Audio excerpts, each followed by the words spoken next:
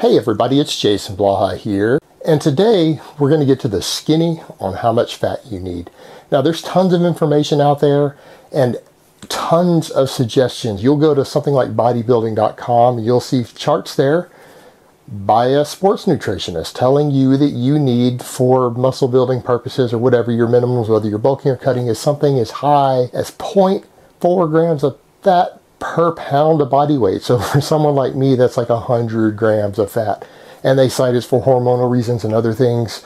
And you'll see other things like the zone diet, which is telling people they need 30% fat ideally for hormone functions. And you'll go see other sports nutritionists who will tell you that as an athlete, you need around 15% of your calories from fat. But then you'll go see medical doctors who have very successfully treated patients on 10% diets for years and years on end that are 10% dietary fat, like Dr. Ornish, Dr. Pritikin. And then you'll even see guys like Durian Rider who eats a 10% fat diet and he posts up his blood work and all his hormones are in the normal range. And he's been doing this for many years. So you want to know the truth of the matter is, the science doesn't actually know how much fat you need. Now, when you'll hear ketogenic diet experts will say things like, oh, well, you know, we eat fat and proteins. Those are the only essential things. Carbs are non-essential. And that's a bullshit line, and here's why. Protein, yeah, you have some essential nutrients here. We have 20 amino acids that we use. 8 of them are essential.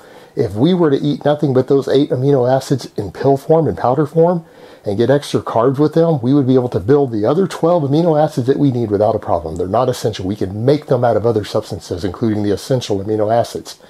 They're not necessary in our diet. The same with the dietary fat. There are dozens of different fatty acids, ranging through all sorts of different types of saturated, polyunsaturated, and monounsaturated. Only 2 of those are essential, and they're not EPA and DHA. We can make those out of one of the others, which is called ALA. So ALA and LA, which are one type of omega-3 and one type of omega-6, are the only thing we don't produce. They're essential. And all essential fat needs come down to that point, that in fact, we do not have any need for dietary fat of any type other than those 2 right there. Is omega-3 and omega-6. Now, we can get some of the things that they convert into, but they have benefits in and of themselves. If all of your omega-3 is EPA and DHA, you might be missing some of the benefits of ALA, but your body can turn that ALA into the other 2. Are you confused yet? I am. So the question becomes, how much do we need there? Because we don't actually need other dietary fats to produce hormones in the body.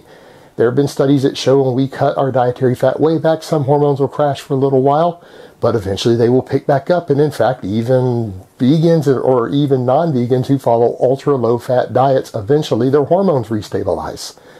It is the prolonged calorie deficits combined with the low fat that seem to cause it. People who aren't in a calorie deficit rarely even get the hormone crashes more than a very, very short period of time when they cut their dietary fat way back.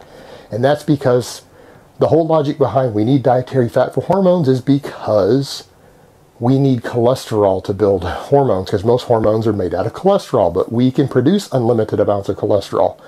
Your body can make cholesterol out of fat. It can make cholesterol out of carbs. We don't have any need for it to produce any of it that we need. Our body makes it quite easily whenever we need it for anything. So what are the recommendations that we get? Oftentimes, the American Dietetics Association will say that we need, as adults, they don't specify body weight, they don't specify sex, that we need 50 grams of fat per day. Their logic behind that is because around 50 grams of fat a day, they assume about a third of it will be polyunsaturated fats on average. And so you'll get the minimum amount you need. But that isn't actually proven with data. That is speculation. The same with the minimums. They oftentimes say that we need a minimum of 18 grams of fat to survive in the long term. That is a speculation. It's an educated guess. We don't actually have science to prove it, even though some very intelligent experts and scientists have come up with those numbers.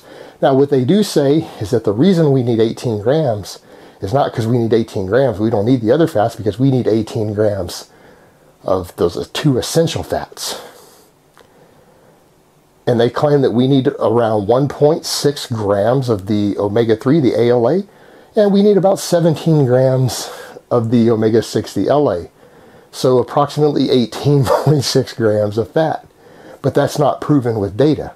So it gets really tricky determining how much fat you need. And so what I would say to people, don't worry about fat minimums. Try to hit those numbers. Try to get at least 1.5 to 2 grams of omega-3 in your diet and get at least 10 grams of omega-6.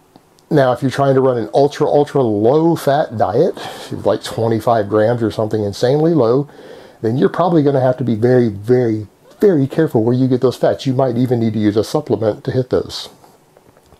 Or I would recommend something like ground flax seeds because you'll get both of them. And then you'll get the other omega-6 from basic things like rice. You'll be able to fill out those last few grams you're missing. But do you have to bottom fat out like that? No, you don't, because at the end of the day, once your essential needs are covered, it comes down to energy turnover. Your body will use things for calories. We need calories to do basic things. We need energy. Our body is adept at burning all of them. We prefer carbs. We prefer glucose as our preferred fuel source, but we can burn fat. We can even oxidize protein for fuel. And if that's what you give your body, that's what it will eat. So a lot of it comes down to personal preference, which ones are going to help you the most with your performance, with your appetite.